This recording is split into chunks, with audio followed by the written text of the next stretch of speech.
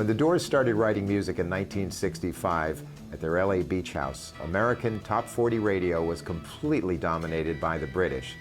The Stones, the Animals, the Beatles, the Hollies, and about 30 or 40 other bands made it a very lopsided scene. That's why they called it the British Invasion. In 1966, the Doors were working on their debut masterpiece. And by the following year, The Summer of Love, America finally had a modern, truly unique band to call our own. With a mixture of blues and poetry and some Latin sounds, all laced with rock and roll, the Doors completely changed everything. Please welcome to our studio, Ray Manzarek and Robby Krieger. Thank you. Good to be with you, man. You did something that even the Beatles did, no one did, which was you cut the pie 4 ways, at least on the first maybe 3 or 4. And I noticed that right away. I was a liner notes guy. Okay. And so I said, wait a minute. Arrange, produce, written, performed, cut it 4 into quarters. You know who that was?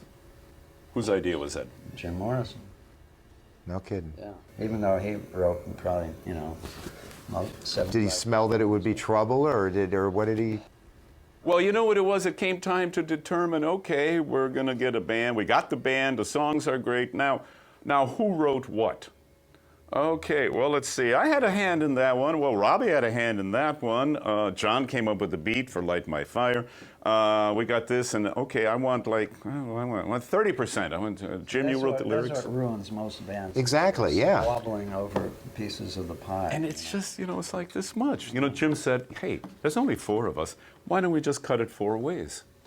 If we make $1 million, we all make a whole bunch of money. If we don't, so what? We don't make any money. So, what does it matter whether I've got 30% or 25%? And it was like, what a great idea. Plus, I think that Jim realized that, for all the trouble he was going to cause the 3 of us, he knew he had to give up something. You have a great new documentary that's out now. Well, that's the important thing, is a documentary narrated by Johnny Depp, and it's called When You're Strange. And it's all Doors all the time. And it's the 60s, very dynamic, very exciting. Bobby Kennedy is in there, Martin Luther King, Crazy Manson, the Vietnam War, all the weird stuff that went on in the 60s, and the Doors within that context. Stuff you've never seen before, The most important thing to say about a movie, never before seen, as if everybody's seen, what have you seen of the Doors? Jim pulling into the gas station for getting a fill-up. Never before seen Jim Morrison buys gas. All right, so Mr. Film Guy, 2 critics here, thumbs up to this one then. It looks really great. Yes. We were able to make the old footage look really great. And then, Jim had started to make a movie called Highway, and he actually shot it in 35 millimeter. It just looks beautiful, and so a lot of people that see those shots in this documentary, they think, "Hi, they got an actor to play Jim." Exactly. Because it looks so new and perfect, But it's not. It's just it's the old footage. Pristine 35 that was just put away. A buddy of ours from UCLA, Paul Ferrara, shot it. They went out to shoot the first 10 minutes, and they shot way too much, and they were on cannabinol and lost all control of their senses. But the first 10 minutes, they got a hitchhiker on the highway.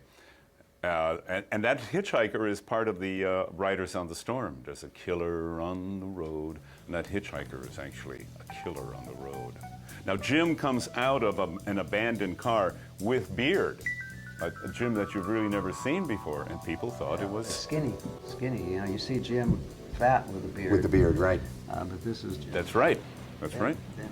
He's looking good. Yeah. He's looking good. He's got a beard, and he looks like a killer on the road. Riders on the storm. There's a killer on the road.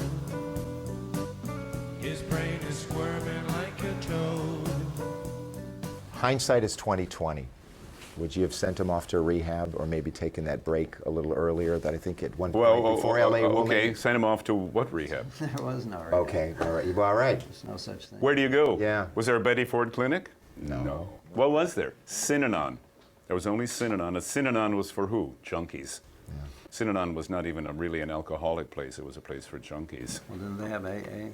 at that time? They had AA, but to try to send Jim Morrison That to was like AA That was, was like for guys from the war and stuff, you know. It was for just alcoholics, like- bums, Skid Row bums, alkies on Skid Row, real alkies and rummies. Jim was an alky rummy. Yeah, we tried, you know. We did Oh, try. yeah. We had intervention type meetings. You did, with them okay, and yeah. stuff. So I never heard of that. But we couldn't stop him. We did have a confrontation.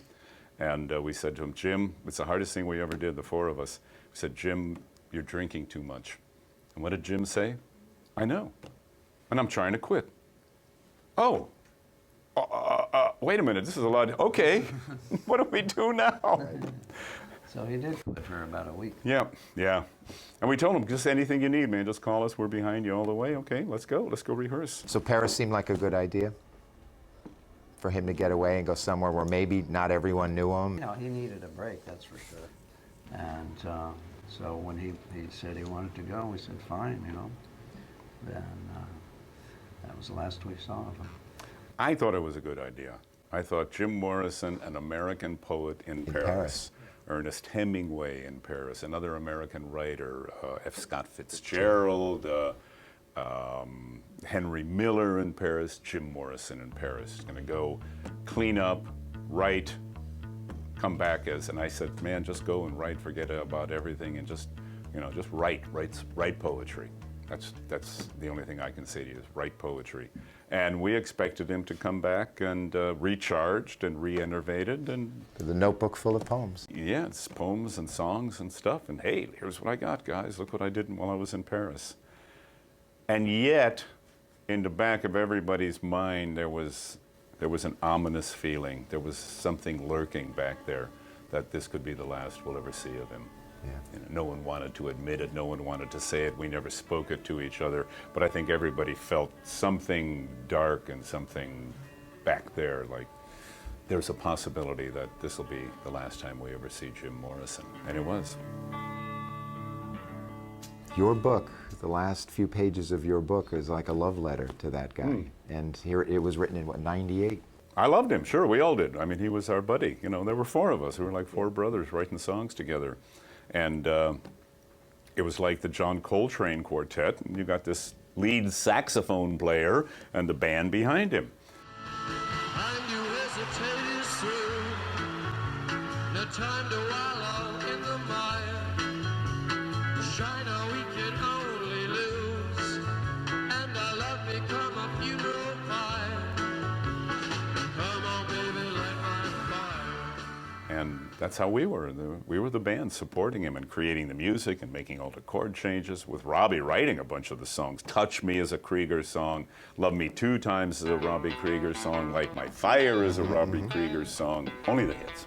It's true, it's a Robby's lot of a them. hit writer, man. Robby Krieger is the Doors' secret weapon.